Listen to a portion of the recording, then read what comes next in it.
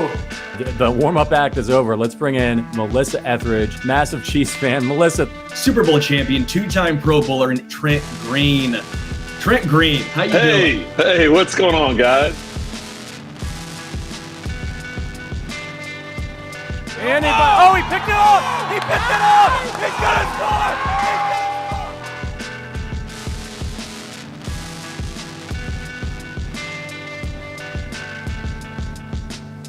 And we'll see you next week. But until then, as always, go Chiefs.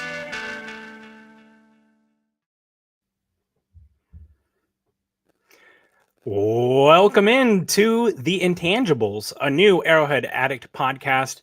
My name is Bryce Carter, and I'm joined by my good friend, Christian Ainsworth. Christian, happy NCAA 25 release day to you. It is in just an hour that we can start playing the new NCAA game.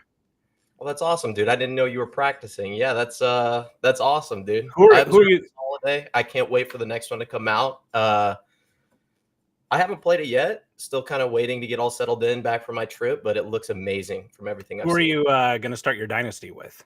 Oh, Mizzou, obviously. Oh, yeah, that's right. You are hashtag Mizzou made. Forgot about that. MIZ, baby. It is a crime that Travis Hunter is rated higher than Luther Burden in that game. I would just like to add that is preposterous.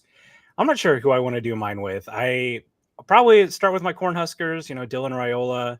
Want to hook him up with Malachi Coleman, but I'm tempted by Oregon State. Love their uniforms. Love the Beavers aesthetic, but the Pac-10 being wonky, I'm not sure, but I'm pretty excited. It feels like a holiday. It's like all of my Twitter has just been looking forward to it like crazy. And speaking of looking forward to things, the Chiefs arrive at training camp tomorrow. It's crazy to think that people are going to be playing football in St. Joe very soon. It's exciting. How hyped are you about it? Oh, dude, I can't wait. Last time we went to training camp together was it this past year or was it the year before? I think it was the year before. Yeah. Okay. Yeah, but we went down there, ate some really good food. I'm hoping we get to do that again this year. Fingers crossed everything works out that way. But dude, I am super hyped to see what's going on. For sure. I kind of miss the days of like Anthony Sherman being there and a couple of the other specialists. Like we used to get some really unique arrivals. Like I remember Anthony Sherman pulled up in a race car one time with like a flame retardant suit, and we've had some like tanks or something, military vehicles. I don't think we the drinks truck. Yeah. I'm not sure who's going to be. Here we go. Preston says my go-to dynasty is Middle Tennessee State. Way to start hard. Way to like build up from the bottom.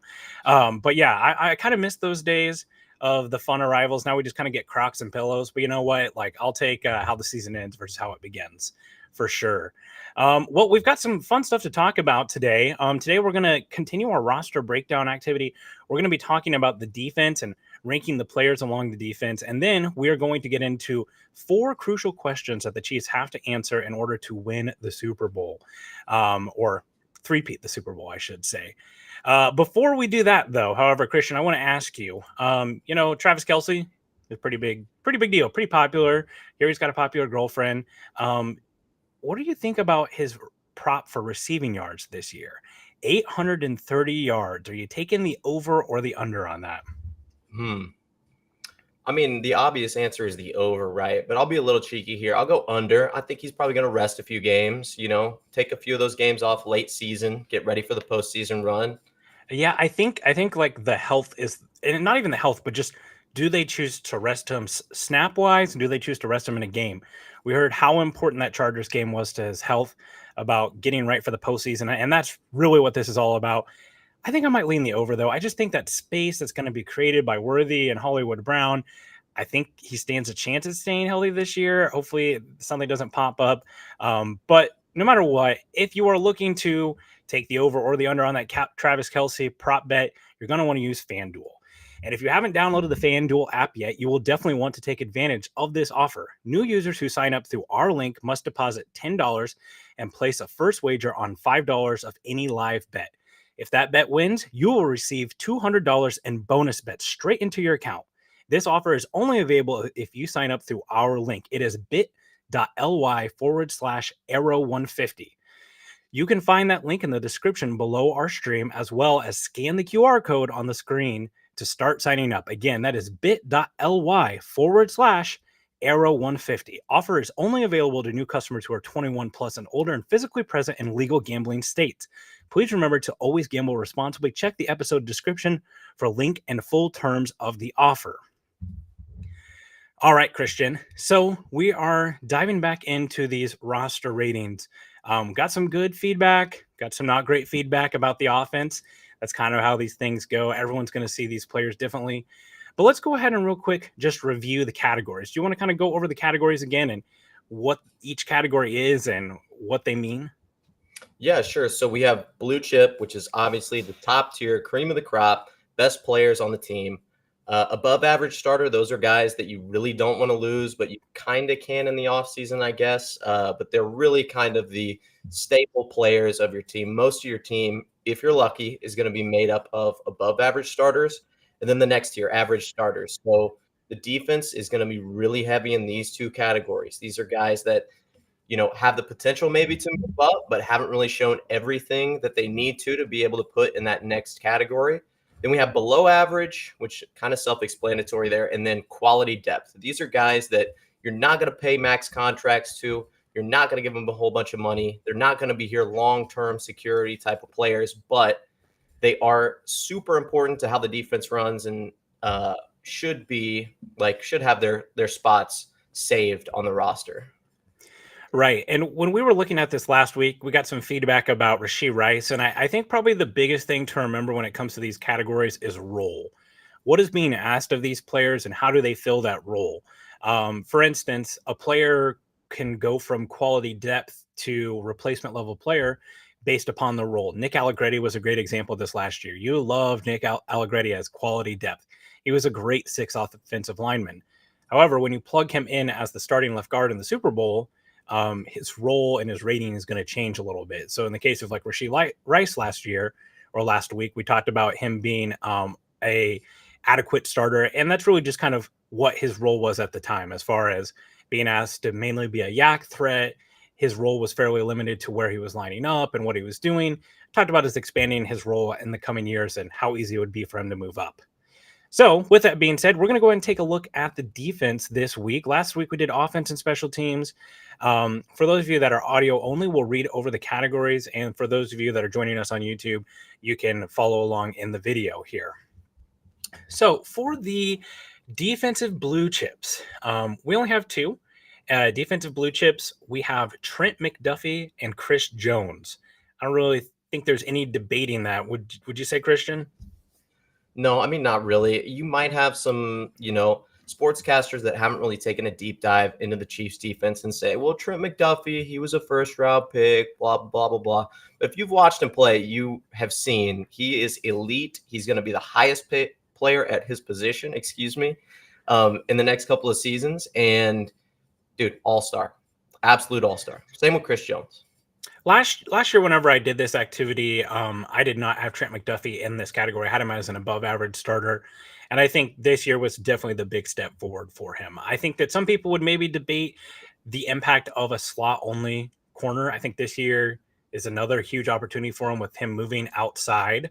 And I think most of the teams, their elite receivers or elite options, they're running out of the slot. More and more teams are turning to putting their best players in the slot. CeeDee Lamb works like that. Jamar Chase has been working out of the slot more and more. Trent McDuffie is going to have an opportunity this year to not only repeat and be another blue chip player, whether he's in the slot or on the outside, but really cement his name as one of the top corners in the league. So I totally support him being here, and I think this was the breakout year for him. And then, Chris Jones, he's the best defensive tackle in football right now. Nose tackle-wise, it's Dexter Lawrence, but that's a different role. Dexter Lawrence is obviously right there with Chris Jones, but Chris Jones is the best defensive tackle in football. Above average starter, I think that this is where things can get a little interesting. So we've got George Karlaftis, Nick Bolton, Charles Omenihu, Justin Reed, and Leo Chanel. Let's start with George Karlaftis. A double-digit sack season this year. What do you think about George Karlaftis being an above-average starter rather than an average starter or blue chip?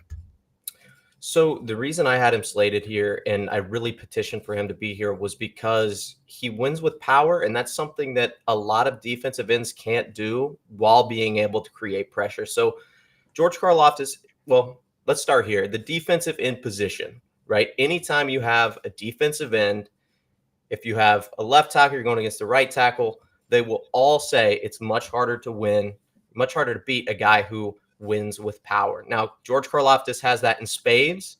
I think he's become a little bit more explosive as well. So you have somebody that produced double-digit sacks last year, has the ability to move forward into that blue chip tier, I believe, in this upcoming season.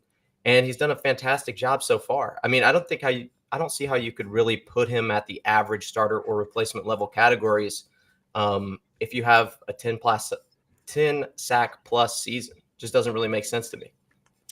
Yeah, one thing that I would slightly argue with that is just the time to sack for him. He, like you said, he's a predominant power and hustle and effort edge rusher, whereas we don't see him win just, in that less than 3 second margin very often. And I think a big part of where he gets his sacks is cleaning up some of the things that Chris Jones is able to do. But with all that being said, I think, again, going back to the role thing, Chris Jones is going to be on this team this year. And hopefully playing 17 games. George Karlaftis' role in this team and the sheer amount of snaps he takes. George Karlaftis takes a ton of snaps. He's grown in the run game. I'm totally okay with him being here. Linebacker wise, I think this is where people might be a little bit interested in where we went with this, because we have Leo Chenal and Nick Bolton both in this category, but we don't have Drew Tranquil. I know that, especially for you, Mr. Mizzou Made, there's a lot of Nick Bolton support out there. I think some people might even put him in that blue chip category. Let's do the Nick Bolton thing here for a second. What are your Nick Bolton thoughts? Well, when you look at him as a prospect and when he came out of Mizzou going to the 2022 draft, he was one of those guys that, like, hey, he's kind of like a Denzel Perriman. Like, he's going to go downhill. He's going to hit the running backs, but he's not good in coverage. Cerebral player, but maybe not super athletic. So you're kind of like trading off. Like, he's no Fred Warner. And I don't think anybody expected him to be that coming out of college. And he came into the Chiefs defense. He picked it up incredibly quickly. I mean, he was quickly the third best linebacker on our defense his rookie year and earned his snaps late in the season.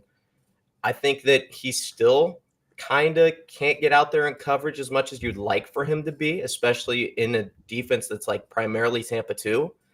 But, I think he's grown in it. And I think that, I don't think he'll ever get to that blue chip status, but like easily above average starter, kind of leader of the defense, him and Justin Reed. And I mean, maybe not exactly what you want in a middle linebacker for the Chiefs, but certainly better than average. Yeah, I think when you look at Nick Bolton, I'm totally open to the idea that there's a whole nother layer to his play that we just don't understand as fans, because we don't see all the things that he does adjustment and lineup wise as the quarterback of the defense. Steve Spagnuolo praised him. He was one of the players that helped the Chiefs win their second Super Bowl in a row by making that adjustment on that blitz with Trent McDuffie. It was either in the fourth quarter or overtime. I'm open to that. However, I will say teams routinely target him as a point of attack on offense. The Bills did that a lot in their game in Arrowhead, where they went straight at him with James Cook in the passing game and in the running game. Because of the cerebral part of the game and what he does for the defense, I definitely think he has earned his rating as an above average starter. And also, I do think that he is a force multiplier. I think him being on the field makes Drew Tranquil better, and I think it makes Leo Chenal better. And when Willie Gay was here too, Willie Gay had a reputation of being a highly athletic splash player, but sometimes that athleticism got him out of position. Nick Bolton helps with all those type of things. So, it's hard because I think the hyperbole around him gets so out of whack sometimes that we forget kind of, hey, teams do go after him. He is limited athletically, and he has improved as a coverage player, but his overall impact on the defense, it's so great that you have to consider him as an above average starter. We put Leo Chenal in here too. Again, that's a role thing. If we start putting Leo Chenal out in coverage, instead of being that Sam side backer that's just going downhill and looking for someone to tackle, that's going to change his rating. But for right now, factoring in Drew Tranquil, factoring Nick Bolton, we have him as an above average starter because he has been a huge part of the run defense in Kansas City, which has struggled at times, but in games where they've really needed it, he's stepped up. Yeah, absolutely. They play mostly nickel defense as well, so they only have 2 linebackers on the field. The only time they're bringing him in is when they need him in run support or to kind of take a running back out of the backfield. Nothing crazy, very easy, baby steps walking him into the defense, but he's been absolutely phenomenal. I mean, like anytime he's on the field, I don't know if you pay attention to like the Madden Ultimate Team stuff, but he's getting like 95 overall cards. He's being absolutely incredible, like super athletic. Fantastic. Like as a position player, a guy who fits a role, perfect. Absolutely perfect. Yeah, for sure. Real quick, Justin Reed.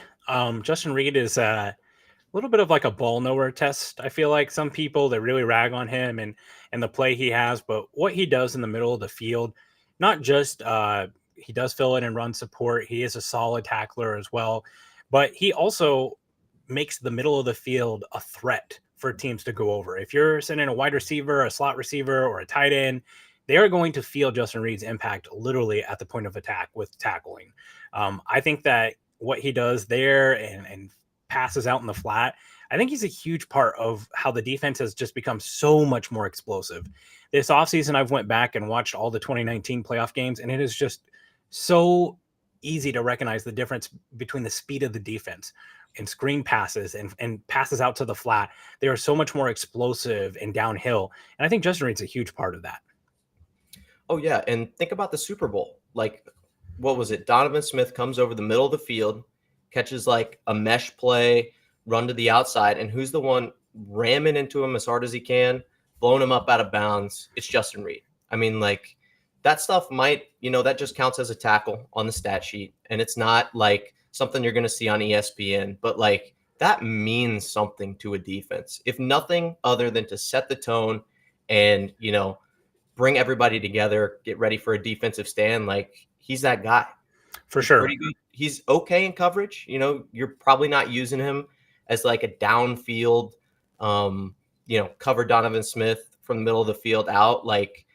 But he's a guy that can step up in the box, hit people hard, and take care of tight ends too. Like he was really good at that last year. So absolutely above average starter. Yeah, and I think like some people look at him as a Tyrann Mathieu replacement, and that's really not what his role is. Tyrann Mathieu is kind of a one-on-one player in his role in this defense. Justin Reed's a little bit more of a stereotypical strong safety, and he's done well in that role. Average starter. So these are people that you're happy to have on the team, quality starters. You're not necessarily upset that they're starting for you, but you can do better. We've got Brian Cook, Shamari Connor, Drew Tranquill, Jalen Watson, and Mike Dana. I think almost all those are really self-explanatory. I know that everyone really loves Drew Tranquill, and he was a fantastic signing in the offseason. We've already talked a little bit about that. The reason for Drew Tranquill being here is because as a will side backer with Nick Bolton on the field, I think that he is very much brings you average production. If part of his value is being able to fill in at the mic, I think if he's at the mic, he's definitely that average level. Just a little bit smaller, not as impactful in the run game as Bolton has been. And I think part of the reason why we ended up putting him here is because he is better with Nick Bolton on the field. I'm excited to see how they expand his role this year. His snap counts really weren't that high in the beginning of the year on defense. Then he started ticking up in the playoffs. He's a player that I'm very open to him moving up as things go on. Sloth style, he meant Devontae Smith in the Super Bowl 2 years ago. Not you said Donovan Smith was getting a pass blown up by Justin Reed, which would have been my god, which would have been that'd have been funny to watch. Devontae Smith, Freudian slip there. Brian Cook, I think Brian Cook was one of those players. Someone made this up that he's above or commented that he's above average. I think we just need to see a little bit more. He's definitely not an incomplete evaluation. Really like some of the splash plays. I think the defense took a slight step back when he was out after that game in Green Bay. The speed that Cook brings, it's very impactful. I'm excited for year 2 for him, but I think we need to see just a little bit more before we put him anywhere besides average for now. Mike Dana feels like the most just kind of like he is a replacement level quality player at defensive end. He's going to get you like 6 to 7 sacks, play decent run defense, be able to mix in on the inside. So any takeaways from the average starters? Not really. I see the Brian Cook stuff though. I mean, before his injury, he was phenomenal. this past year. He's absolutely somebody that could step in and make a huge impact this upcoming season. Kind of the under the radar type of guy that's like, oh, I forgot Brian Cook was on the Chiefs. Like that type of guy who can, make a really big impact. Let's move on real quick. Replacement level players. We've only got two. Let's talk a little bit about Jalen Watson and Joshua Williams real quick. Those are two players that have frequently competed with playing time. I think this is the place that L'Jarius Sneed moving on is probably the most obvious. Sneed played 99% of the snaps on defense last year on the outside. That is going to be sorely missed by this defense. Watson and Williams were consistently facing the third and fourth receiving options for teams as McDuffie and Sneed took the first and second. I think from what we've seen as far as starting on the outside right now, I do think Jalen Watson has the slight head start on him. We've seen more ball production from Watson as well. He's come away with some interceptions.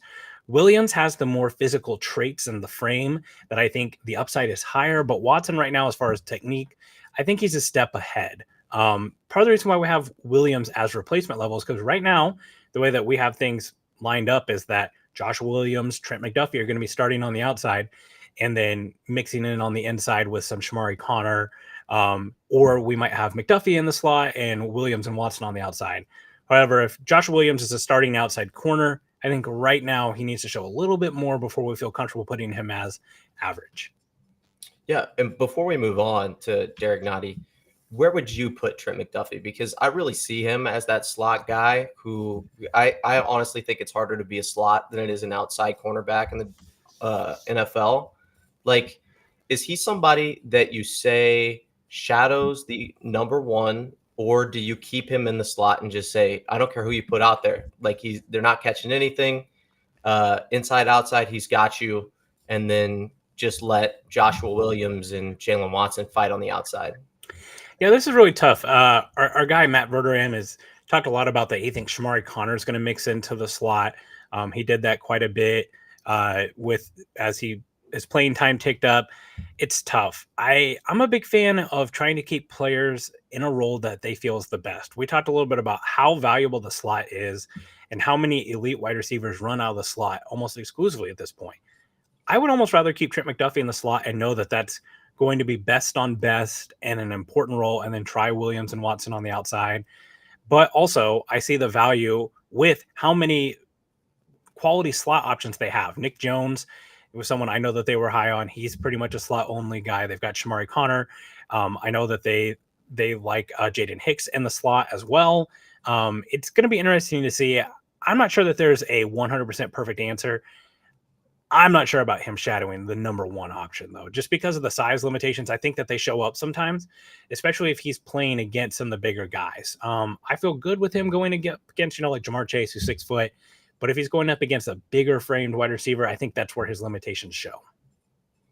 See, and I would agree with that, except, we saw L'Jarius Sneed. He kind of played that outside role for a while. And then they're like, you know what? He's just so good. Let's just throw him everywhere. And that's kind of what Trent McDuffie was doing there at the end of the season. We saw him rushing around the edge and doing all this crazy stuff. I could see him stepping up into that L'Jarius Sneed role and just absolutely blowing it out of the water. And there were a lot of people that were kind of low on L'Jarius Sneed coming into last year. And then anytime you have a guy that's shadowing, and I forget the number, what the QBR was for when he was targeted, but it was insanely low. Anytime you get that type of stuff, their name explodes into the headlines. Oh, Trent McDuffie's the best defensive back in the league. If he does that, I think that could absolutely happen. I think he's talented enough. I think he's got, the mental capacity to do it. Why not? Just throw him out there. Yeah, and I think the answer with Spagnuolo is that they're going to try stuff and see what works. So they might try something at one point, like McDuffie, or not McDuffie. Sneed didn't really start shadowing number one wide receivers until the 2022 season. I think DK Metcalf was the first time he did that. So they're going to mix and match and figure out. I think the thing that makes you feel good about the corner position is that they have bodies who can do lots of different things, right? We haven't talked about Najee Johnson at all. He's in our incomplete evaluation category. He figures to mix into this as well. So they've got the bodies. They're just going to have to figure out what mixture works best. And they're going to have lots of nice warm days in St. Joe to figure that stuff out. Yeah. Real quick, let's move on to quality depth. These are players that we think are quality and the role that they are, which is predominantly depth. Deion Bush, Tershawn Wharton, and Mike Pennell. Mike Pennell turned into a silverback against the silverback. Trent Williams is his nickname, which is like the best nickname for a player ever. But he was incredible in the Super Bowl. But these are guys that right now in the role that they're in, their quality. Derek Nottie figures to be the starting defensive tackle next to Chris Jones. So Wharton we're going to have as depth. As their role changes, we might change this. Lastly, we've got the incomplete evaluations. So that's Jaden Hicks. This one is a little tough. We debated this one a little bit. Felix Anaduke-Uzama, first round pick from last year out of K-State. We've just not seen enough from him to say what he's going to be. He played very limited snaps, especially with predominantly most of his snaps coming at the beginning of the year, as he was mixing in for Charles Omenihu, who was injured at the time. We don't really know what he's going to look like at this point, right? So this year, I'm cool with giving him an incomplete evaluation. Yeah, and if you're completely out on him, I understand. I disagree, but I understand. Felix Anaduke-Uzama, K-State guy, so I can't root for him that much, but he's on the Chiefs, I guess, so we'll do it a little bit. He's super talented, very raw athletically. Man, I'm so tough on these early guys who start, kind of fast like he did and then tail off at the end of the season. Like, it's so tough for me to look at him and say, yeah, he's got a fantastic future in the NFL, excuse me. But man, there's just something with him where you look at the snaps that he played and you go, man, there's something there. And again, we couldn't decide whether what we had seen was enough to evaluate him at quality depth or replacement level. Like, man, he's just such an enigma. Well, I think one thing that's important to remember with him too is just the role for him was never going to be what it was for Karlaftis, right? Karlaftis profiles more as a traditional outside edge defender who's playing 3 down, run and pass. FAU was always a little bit more undersized, a little bit more as a pass rush first guy, had some propensity to be washed out in the run game. K-State runs that weird front where he's lined up head over guard quite often. I think that this was really a growth year for him. And also keep in mind, the track record for defensive ends taken after pick 20 is not great. Those are not a dime a dozen as far as productive pass rushers at that point. People like Max Crosby and TJ Watt, they are the exception, not the rule. And that includes George Karlaftis. I think that this is kind of a similar trajectory to where a lot of players around that are taken, like a Kwity Paye, Joe Tryon-Shoyinka from the Buccaneers. Like, a lot of these guys that are taking this area, they're toolsy and they just never really pan out. I'm not going to put that label on him yet. I think that if we are to see FAU take a step forward, it's going to be predominantly in pass rush situations where, he's not being asked to do a ton of stuff other than rush the passer. He needs to improve his get off on the ball as well. He's always been a little slow off the snap, but it's year one. And a lot of times these pass rushers, they break out in year 2 and year 3. He didn't get a full training camp last year or OTAs. I can't remember which it was. I think this will be a much bigger year for him. And he's got an opportunity again with Omenihu on the sideline. Oh, yeah. And I think expectations are the name of the game with him. Like you said, he's not George Karlaftis. He's going to be a situational pass rusher that gets the quarterback fairly often, but he won't play a lot of early down stuff. And I think that's perfect for him. I think that he can excel in that role. We just got to see it. And then lastly, we've got our Najee Johnson. He played predominantly special teams his first year, lost his second year to ACL, and we know they were high on him in camp. Excited to see what he can do this coming year. He should be very ready to go since he tore his ACL in camp last year. And then we've got our 2 rookies, Jaden Hicks and Kamal Haddon. So that rounds out the roster rankings. We'll tweet these out here and get some feedback on Twitter. I'm sure it'll be all good stuff. No one has any complaints or any feedback negative for us. But that is our roster rankings. Now we're going to do a little tribute here to kind of Pardon the Interruption, that great ESPN show. We're going to ask 4 questions, and these are the 4 biggest questions that we feel are stopping the Chiefs from a 3-peat. However, Christian and I don't have an opinion yet. What we're going to do is we're going to flip a coin to see who argues which side of the point. So these 4 questions, you can argue whether it will or will not work, why it will or will not stop the Chiefs from winning a 3-peat. Christian, question for you, heads or tails? Tails. Okay, tails never fails for him. I will be heads. So the first question is, Can the Chiefs replace L'Jarius Sneed's production? We were just talking about that a little bit.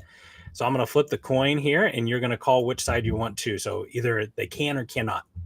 So it is heads. So I am going to choose to argue. So I won the coin toss. I'm going to choose to argue that they cannot replace his production. And the reason is because I don't even think L'Jarius Sneed can replace L'Jarius Sneed's production last year.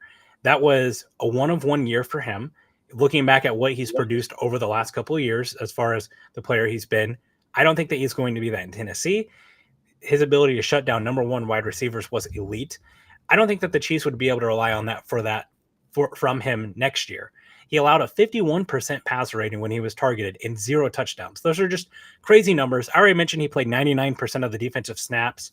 And one thing that I think really stands out here about Sneed's role and how important it was, the Chiefs were the 6th highest team in blitz percentage. They were 2nd in sacks last year. 6th highest blitz percentage. What does that tell you? They are able to cover in the back end one-on-one. When you have McDuffie and Sneed locking down the slot and the outside, a lot of times the top receiver, they're able to bring extra men in the pass rush. I'm not sure that they're going to be able to replace that this year. I'm not saying that this means that the defense is going to be bad, but what I'm going to say is they're not going to be able to replace that. I hear you. I understand you. Have you watched the movie Moneyball recently? I have one of my favorite sports movies of all time, of course. You replace L'Jarius Sneed in the aggregate, okay? If I've learned anything from Moneyball, that's how you do it, okay? Listen, L'Jarius Sneed was incredible. We don't need to go in depth into all of his incredible stats, but the dude, he played such a weird role in the defense to where he was a blitzer. He's shadowing the number ones. Sometimes he's rotating back and playing a safety position. I saw that like 2 or 3 times in one game last season. So you're not going to get L'Jarius Sneed in one player. And if you do, it's Trent McDuffie, and he was on the field last year anyway. So like replacing him with one player is going to be nearly impossible.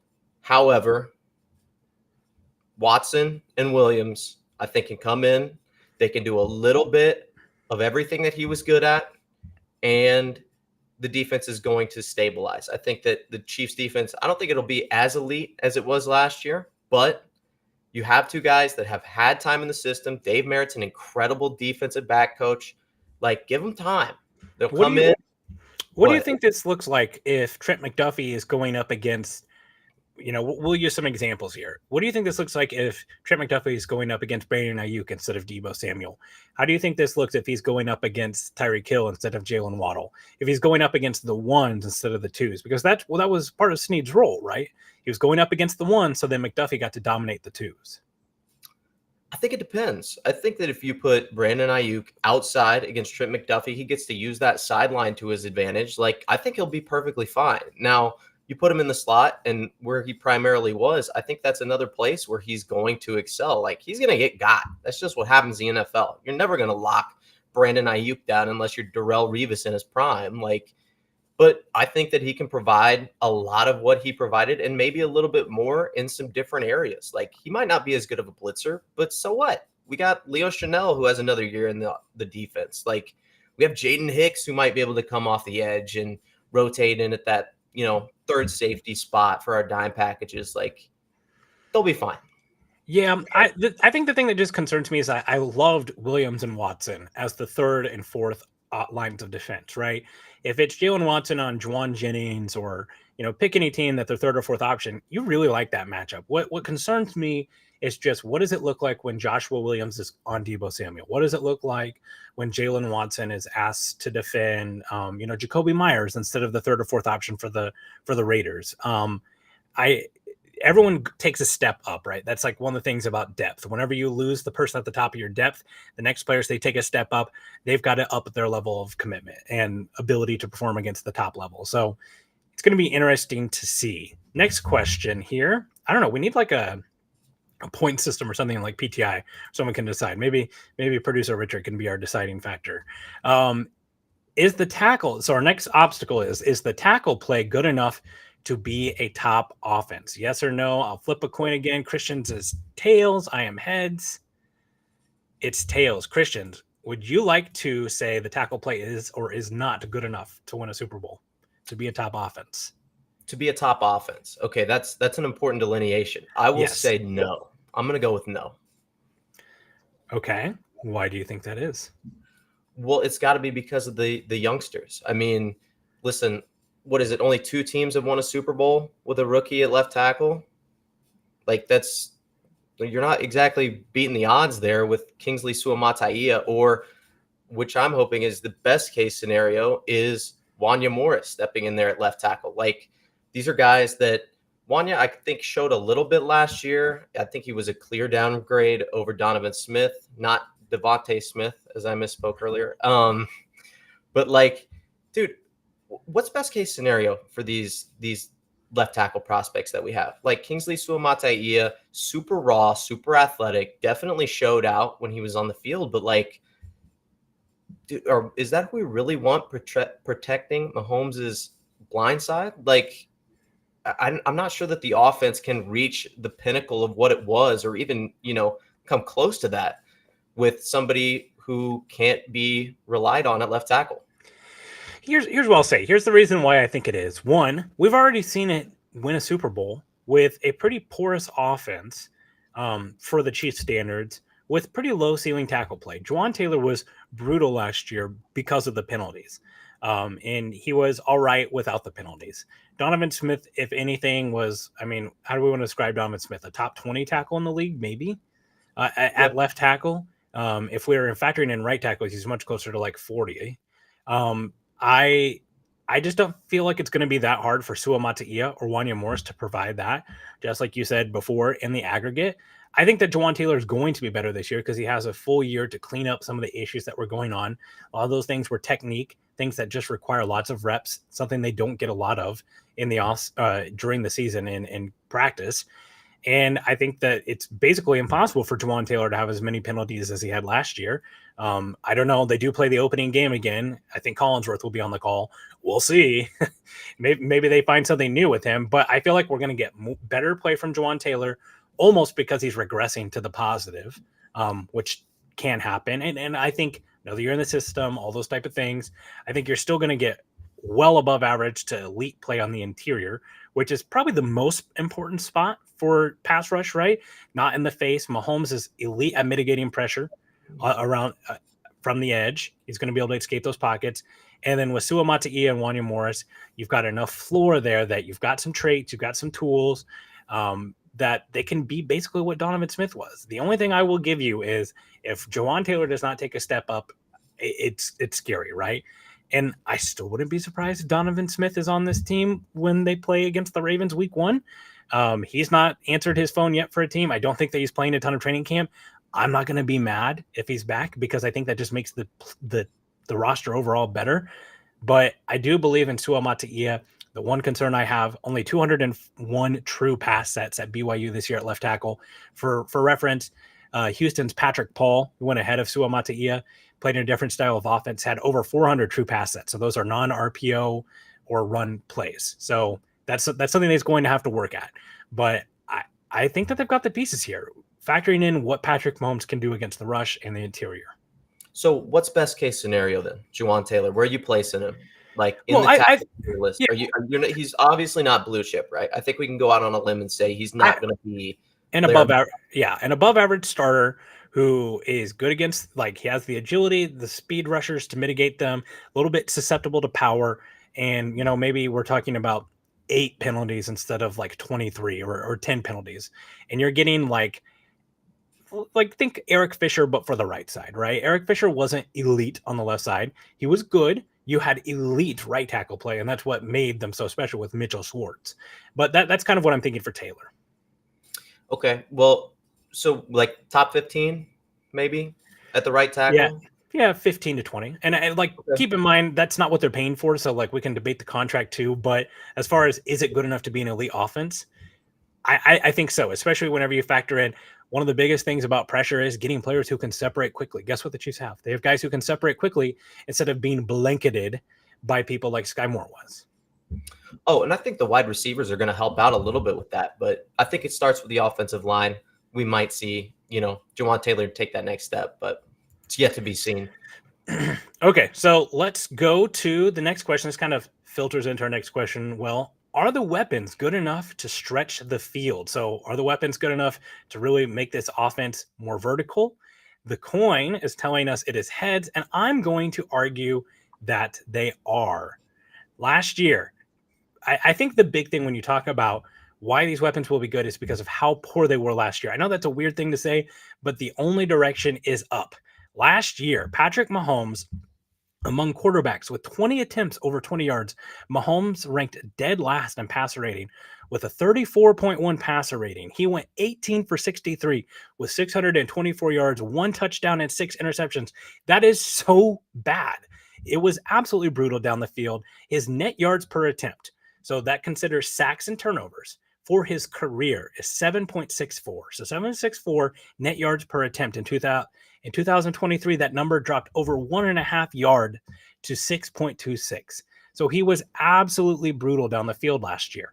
It has to get better. And I know I've kind of already used the regression for the positive thing. Let's look at it another way. I think, obviously, Hollywood Brown is an upgrade over Marquez Valdez-Scantling. MVS had some great moments here. Thank you for your service, but he was super bad last year. You're adding in Xavier Worthy. Those two players on the field, point blank with each other, puts the fear in defenses that you're going to get that too high factor.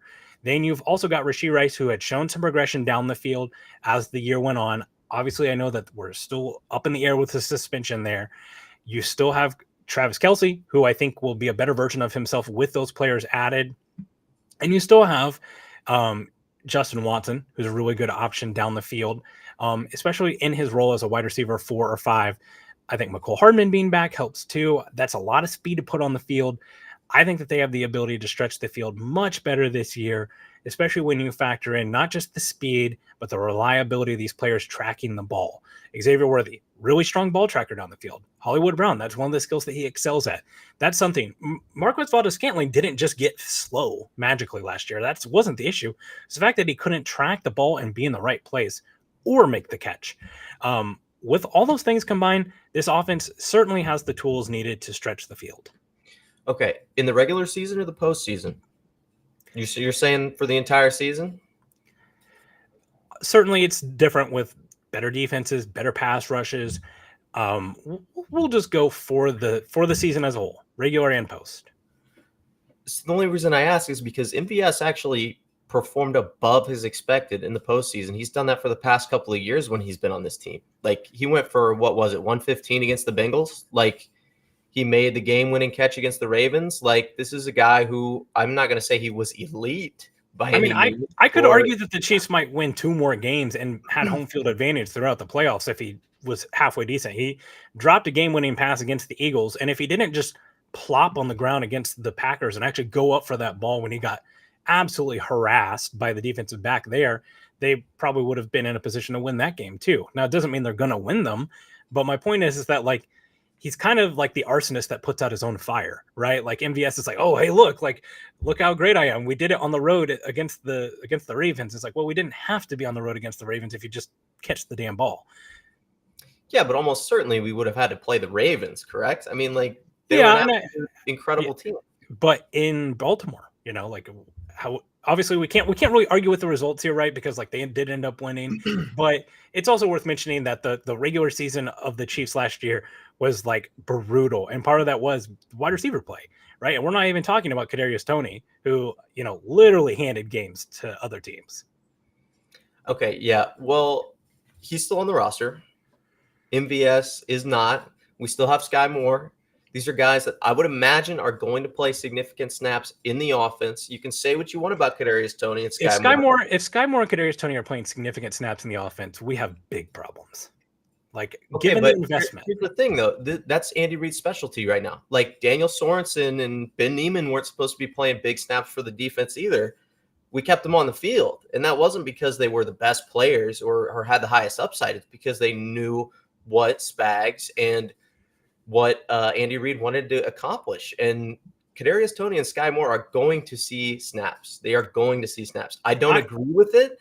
I think that Worthy is going to come out like Rashee Rice, where it's like, hey, we've got this guy who's kind of the lifeblood of our offense when he's on the field.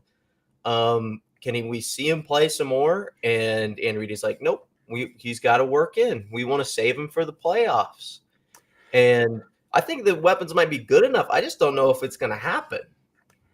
Here's one thing that I think maybe even more important than the vertical stretch. I think the horizontal stretch of this offense is back. And that's something that was dearly missed. If you remember back to the 49ers game in 2022, McCole Hardman won them that game with jet sweeps.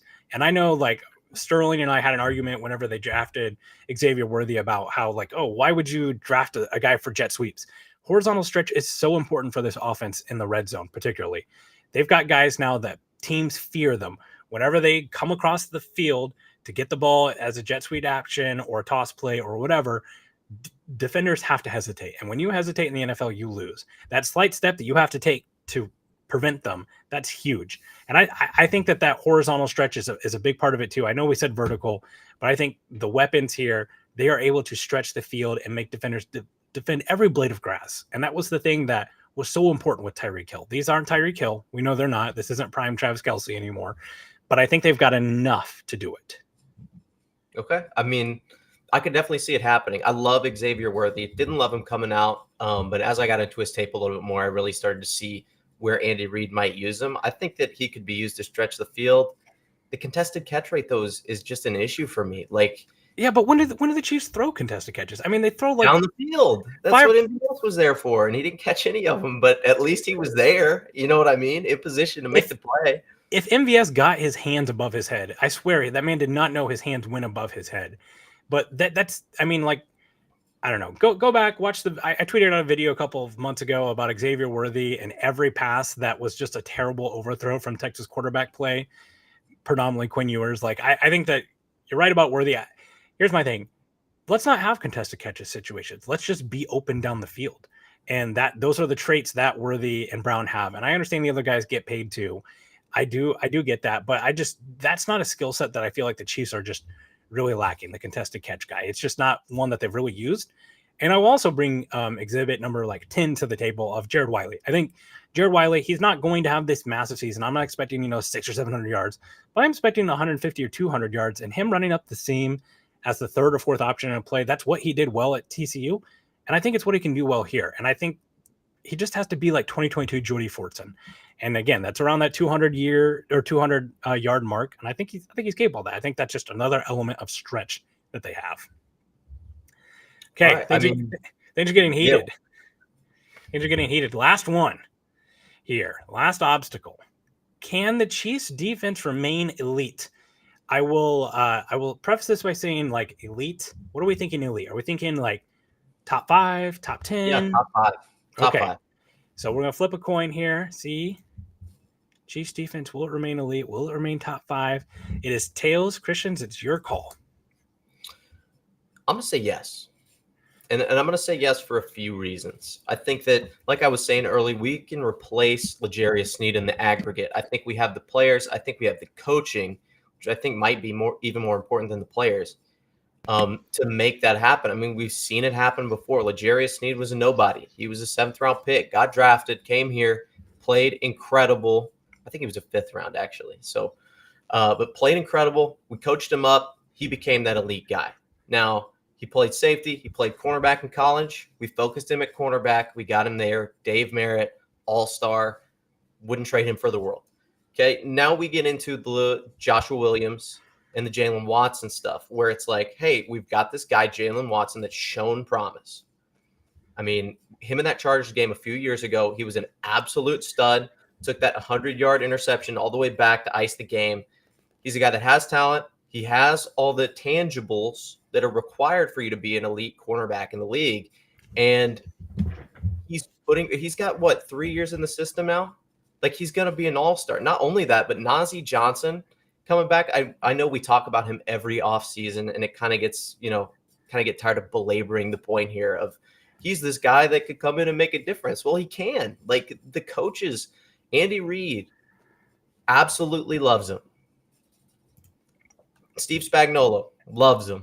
Dave Merritt loves him. At some point, you got to trust your coaches. And, I mean, hell, if I'm going to doubt Steve Spagnuolo, it's not going to be after going back-to-back. That's for damn sure. You are a company man. Shout out to the Tangibles, the Intangibles company man. Love to see it. All right, so here's my thing about the defense. great defenses almost always regress. It is almost impossible for a top defense to remain top year after year. It just doesn't happen. They tend to regress if simply just due to injuries. Another part of why those teams tend to regress is because of a lot of things about defenses are schedule driven. And there's a lot of factors that go into it. It can be where the game is played. What is the weather like when they're playing? Who are the quarterbacks that they played? After the bye week, here are who the regular season Chiefs defense faced. The Philadelphia Eagles, Jalen Hurts. He was good. Aiden O'Connell. Jordan Love, he was good. Josh Allen, he was good. Then we go Bailey Zappi, Aiden O'Connell, Easton Stick, and who was starting for the Bengals at the end of the year? I'm trying to remember. Not Joe Burrow. They're backup. Yeah, I'll look it up here in a second. But they faced a lot of backups there. And mind you, they lost to Aiden O'Connell one of those times. I know the Easton Stick game that was backups. It was Jake Browning, by the way. That was the backup. Yep, it was. But they got a pretty sweet deal there at the end of the year. They lost their best cover corner on the outside. One of their best pass rushers is hurt.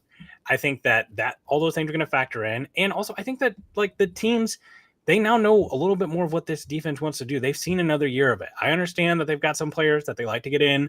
They're going to be like Jaden Hicks and Kamal Haddon that they might factor in, but they were second in points and yards.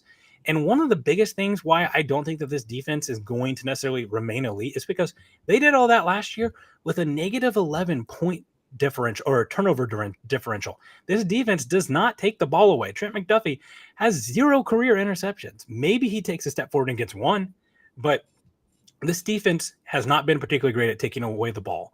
They don't have a ball hawk in the secondary. That was like what Tyrann Mathieu was. I know that we like some of that from Jalen Watson. Maybe he takes a step forward there. But this defense has got to get better at taking away the ball. McDuffie forced a lot of fumbles. I don't even know, like, a lot of that fumble luck, it's just an egg-shaped ball rolling around on the ground. Maybe they go to the other team this year. So here's the thing. I think that they'll be able to account for this because the offense is going to be better. But I don't see a way that the defense remains top 5. I'm planning on them being top 10, maybe. Well, let me ask you this. What do you think it takes to be a top 5 defense in the NFL? Do you think you have to be like elite against the run and the pass and get good turnovers? I mean, definitely not against the run. They were 28th against the run last year. Yeah. But here's the thing, right? I think that if teams could ever hold their water and just run the ball against them, that's part of why they lost that Raiders game, is that they weren't able to get them off the field against the run. They didn't complete a pass in like the fourth quarter of the second half or something ridiculous. And then the other thing that you got to factor in is, how has this team predominantly gotten sacks? They've been second in sacks the last 2 years. That's been a huge part of their success. We know Chris Jones is a stud, but who else is the stud pass rusher on this team? This isn't like those Eagles teams that had 70 sacks where you've got like 5 or 6 guys with 10 sacks along the defensive line. A lot of these are blitz sacks. You've got, 2 or 3 linebackers who have 3 or 4 each, a safety who's got 2 or 3 each, and then they've got some moderate pass rushers along the line. I'm not sure that they're going to be able to be that blitz heavy, be 6th in the league in blitz percentage whenever they've lost this quality cover outside corner. I think that they'll still be good, but I think a big part of this defense's success last year was being able to rush the passer well and cover in the back end. So do you think we just don't have the guys to get home with 4? Like, because I would argue we have a pretty good defensive line. I think if Amenahu's out, I worry. I think the combination of Amenahu and Dana and then Sprinkle and FAU, I think that they are the guys that can get home with 4, especially if they're being crafty with their packages where they're kicking Amenahu on the inside or they're kicking Dana on the inside. I worry about if a team is doubling Chris Jones, Karlaftis is, let's say it's a team that's got a decent right tackle. Karlaftis is going up against them. I worry about their ability to win. Keep in mind, this is the modern NFL. These teams are getting the ball quicker than ever. This isn't, a good old like 6-7 step drop, sit there in the pocket or whatever. The ball is coming out fast. Yeah. Okay. But so they have the personnel to do it, with situationally, we'll say. I'm betting on FAU getting a little bit better. I'm betting on Charles Omenihu being there for a little bit longer this season than he was last season. And I think most of that's schematic, dude. Like, you don't think that Steve Spagnuolo is going to be sending guys? That's just the way that he is. I think that part of what makes his defense so incredible, and how he's able to, game plan for these big games is that he's sending pressure with guys who aren't normally going into pressure and bringing out guys who aren't normally in coverage. We see that with George Karlaftis dropping back coverage, and it makes us want to pull our hairs out. But, sometimes that's what's needed to be able to get those PBUs and those sacks that we don't see coming. And I think Steve Spagnuolo is a good enough guy. He's going to send them. I have no doubt about that. He will send them. And that is part of his identity. And that's part of what makes him the defensive coordinator that he is. The problem is what's going to happen when he sends those players. There are certain quarterbacks that you just don't blitz in the league, right? Patrick Mahomes is that way. You just don't blitz them. And some of the quarterbacks that they're going up, they're going to have 2 games against Justin Herbert. They're going to face Joe Burrow. They're going to face Josh Allen. They're going to face Brock Purdy, which, like it or not, he's been pretty good. I am afraid that if they continue to be this blitz heavy, that they're going to pay some of these times that they haven't recently. So I don't know. It's going to be interesting. I think these are 4 really quality questions. Just a reminder, these 4 questions, they were: can the Chiefs replace L'Jarius Sneed's production? Is the tackle play good enough to be a top offense?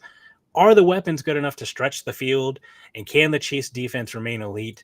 Those are 4 burning questions for the three-peat. Christian, thank you for being my debate partner. I think we're good. We're good here. No other final words. Not really, other than I'm excited for training camp and NCAA. So, yes, yeah, for sure. And we are excited to continue to be a new show here on Arrowhead Addict. Let us know what you think. Feel free to leave a review, thumbs up, like and subscribe the channel. Leave feedback on the podcast, whether it be on Spotify or Apple, and make sure you're locked in here on Arrowhead Addict. We're going to have a ton of content coming out, a podcast coming for you every day of the week. Tune into the Top 50 Chiefs segment that Patrick Allen, Matt Connor, Sterling Holmes, and Adam Best have been doing. I believe that releases on Friday. They're going 5 players at a time, counting the top 50 Chiefs all time. Super excellent series. We appreciate you listening. Thank you to producer Richard. That's going to be a podcast for us. And as always, go Chiefs. Yeah, thanks, guys.